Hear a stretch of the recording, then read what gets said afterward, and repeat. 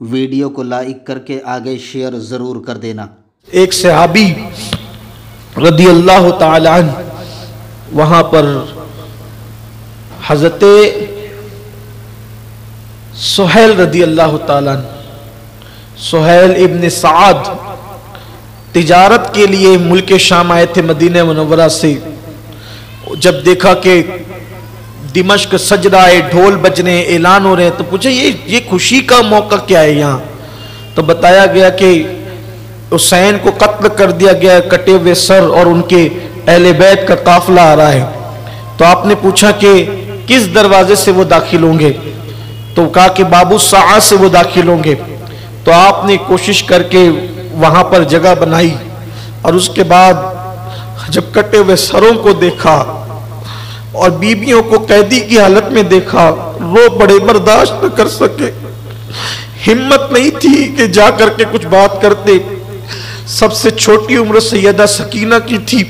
سکینہ کے پاس جا کے بی بی کوئی مدد کر سکتا ہوں؟ تو حضرت سہیل سے انہوں نے کہا کہ آپ کون ہیں؟ یہاں تو ہمارا کوئی ہمدردی نہیں، آپ کے نبی کا صحابی ہوں، آپ کے نانا کا صحابی ہوں، اہل بیت کا مہم ہوں، کچھ خدمت کرنا چاہتا ہوں۔ کہ اگر کچھ کرنا چاہتے تو ایک کام کریں، ان سروں کو آگے کروا دیں، کیونکہ جب لوگ سر دیکھتے ہیں تو ہمیں بھی دیکھتے ہیں۔ سر آگے ہو جائیں گے تو لوگ سر دیکھنے میں مصروف رہیں گے، تو ہمیں نہیں دیکھیں گے، ہم سے توجہ ہٹ جائے گی۔ پھر اس کے بعد اب ذرا دل تھام کر بس اتنی بات سن کر احساس کریں، بس ایک پیغام، نمازوں کو چھوڑنے سے پہلے داستان کربلا یاد کرنا، داڑیاں مڈا کر گٹروں میں پھینکنے سے پہلے داستان کربلا یاد کرنا، گناہ کرنے سے پہلے، زنا کے اڈوں پہ جانے سے پہلے داستان کربلا یاد کرنا، ہاتھوں میں موبائل فون لے کر زنا کے مناظر دیکھنے سے پہلے داستان کربلا یاد کرنا، حرام کھانے سے پہلے داستان کربلا یاد کرنا کہ کس قدر دین کو بچانے کے لیے، اقدار اسلام کو بچانے کے لیے قربانیاں دی ہے خاندان نبوت نے۔ پھر اتنا خیال کرنا کہ ہم عاشق کہلا کر ان کے مشن کو کیسے پامال کر رہے ہیں۔ دمشق کے اندر اس انداز سے قافلہ داخل ہوا کہ سیدانیاں بغیر چادر کے اونٹوں کی ننگی پیٹھ پر بیٹھی ہوئی ہیں، اور ان کی گردنیں بچوں سے بندھی ہوئی اور جھکی ہوئی ہیں۔ حضرت امام زین العابدین کے گلے میں توق ہے، وہ بھی خاردار توق، پیروں میں بیڑیاں، ہاتھوں میں ہتھکڑیاں ہیں، اور ہاتھ میں اونٹنی کی نکیل ہے۔ یوں گردن جھکا کر آج وہ چل رہا ہے قیدی کی حیثیت سے، جس کے نانا بابا نے کئی لوگوں کو جہنم کی قید سے نجات عطا کی تھی۔ اس انداز سے وہ قافلہ داخل ہوتا ہے، اور پھر المختصر یزید کے دربار میں آتا ہے۔ یزید کے دربار میں وہ قافلہ آیا۔ اس وقت یزید شراب پی رہا تھا، قافلے کو دیکھا، دیکھنے کے بعد اس نے شعر پڑھا۔ شعر جو پڑھا ہے اس نے یہ کہا کہ میں عتبہ کی اولاد نہ ہوتا اگر میں ان سے بدلہ نہ لیتا۔ یہ عتبہ کون؟ جو بدر میں مارا گیا تھا، وہ بدبخت عتبہ جو بدر میں مارا گیا تھا، اس کی طرفداری کرتے ہوئے کہہ رہا ہے کہ میں عتبہ کی اولاد نہ ہوتا اگر میں ان سے بدلہ نہ لیتا، اور کہتا کہ بدر میں جو ہمارے ساتھ سلوک کیا ہم نے وہ بدلہ ان کے بہتر لوگوں سے لے لیا۔ اور پھر اس بدبخت نے کہا کہ معاذ اللہ، بنو ہاشم پر کوئی وحی نہیں آئی، انہوں نے تو یوں ہی بادشاہت کے لیے ڈھونگ رچایا تھا، العیاذ باللہ۔ اس طرح کی باتیں اس بدبخت نے کہی، اور بھی روایتیں ملتی ہے۔ اور پھر ان کو دربار میں کھڑا کر دیا گیا۔ جب کھڑا کیا گیا تو اس ظالم نے بھی اسی طریقے کی بات کی کہ ہاتھ میں چھڑی لے کر امام علی مقام کے لبوں کو اس نے بے ادبی کرنا شروع کی۔ اتفاق سے وہاں روم کا سفیر بیٹھا ہوا تھا، ایک یہودی عالم بیٹھا ہوا تھا۔ روم کے سفیر نے کہا یہ اتنا خوبصورت کس کا سر ہے؟ تو اس نے بڑے گھمنڈ سے کہا یہ محمد کے نواسے کا سر ہے، اور ہم نے اس کو کاٹ دیا ہے۔ تو اس نے کہا تم لوگوں نے قتل کیا؟ اس نے فخر سے کہا ہاں ہم نے قتل کیا۔ تو وہ روم کا سفیر کہتا ہے حیرت ہے تم پر، ہمارے پاس عیسیٰ علیہ السلام جس گدھے پر سواری کرتے تھے، اس گدھے کے پیر میں جو نال ہوتی ہے، نال، وہ نال ہے، وہ گدھا نہیں ہے، گدھے کے پیر کی نال ہے، نال۔ اس کا ہم اتنا احترام کرتے ہیں، جیسے تم کعبے کو جاتے ہو ویسے ہم اس کے احترام میں وہاں تک سفر کرتے ہیں۔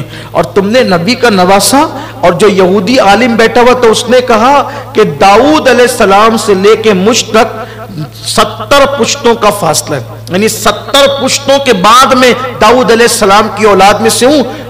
یہودی میرا اتنا احترام کرتے، اور تم نے نبی کے سگے نواسے کو، ان کے بیٹے کو شہید کر دیا، حیرت ہے تم پر، تو حق پر نہیں ہے یزید۔ یہ کہہ کے اٹھ گیا۔ یزید کو رحم اللہ کہنے والے اور امیر المومنین کہنے والے ذرا یہودی سے یہ بات سیکھ لیں کہ یہودی کہہ رہا ہے کہ تم نے قتل کیا، حق پر تم نہیں ہو سکتے کیونکہ تم نے نبی کے بیٹے کو قتل کیا، نبی کے بیٹے کو شہید کیا۔ اس کے بعد دربار میں کھڑا کیا گیا۔ سیدہ زینب نے کہا یزید یہی ہے اسلام تیرا کہ تیری عورتیں تو جن کے نام و نسب کا کوئی ٹھکانہ نہیں وہ پردے میں رہیں، اور نبی کی بیٹیاں یوں بے پردہ دربار میں کھڑی رہیں، یوں بے پردہ دربار میں کھڑی رہیں۔ اللہ اکبر۔ اور پھر سیدہ پاک نے دربار میں خطبہ دیا، وہ آپ کا دمشق کے دربار کا خطبہ، حمد و صلات کے بعد کہا اللہ نے ہمارے گھر میں ہمارے نانا پہ قرآن نازل کیا، اور ہمارے لیے انما یرید اللہ لیذھب عنکم الرجس آیے تطہیر نازل فرمائی، ہماری محبتوں کو لوگوں پہ لازم کر دیا، اور تم نے ان کے ساتھ یہ سلوک کیا کہ بھوکا پیاسا میرے بھائی کو شہید کیا۔ آپ نے جس وقت دربار میں خطبہ دینا شروع کیا تو اس وقت پورا دربار رو پڑا، لوگوں پر رقت طاری ہو گئی، یہ کیفیت تھی۔ اور اس کے بعد یزید نے جب دیکھا کہ حالات عجیب ہو سکتے ہیں تو اس نے اپنے مشیر خاص سرجون سے مشورہ کیا، اور مشورہ کرنے کے بعد خاندان نبوت کے ان شہزادیوں کو اور یتیم شہزادوں کو دمشق کے قید خانے میں قید کر دیا کہ دیکھیں گے آگے کیا ہوتا ہے، ابھی پہلے ان کو قید کر دو۔ انہیں قید کر دیا گیا۔ کتنے دن تک قید رہے اس دمشق کے قید خانے میں، اس پر الگ الگ رائے ہیں مورخین کی، لیکن اب اختتامی بات اس قید خانے کے حوالے سے سن لیں۔ بہت دن تک رہے، وہاں نہ روشنی تھی نہ روشنی کا انتظام تھا، کچھ نہیں، بس اتنا تھا کہ دمشق کا کوئی بندہ اگر قیدیوں کے نام پر ان سے ملنا چاہتا، کہ اسے کوئی پتہ ہی نہیں، ملنا چاہتا تو ملنے کی اجازت دے دی جاتی۔ مورخین لکھتے ہیں کہ جب پرندے شام کے وقت گھروں کو جاتے تو سیدہ سکینہ اپنی پھوپھی سے پوچھتی، پھوپھی امی یہ شام کو جاتے کہاں ہیں پرندے؟ تو سیدہ زینب کہتی بیٹے یہ اپنے گھروں کو جاتے ہیں۔ تو سکینہ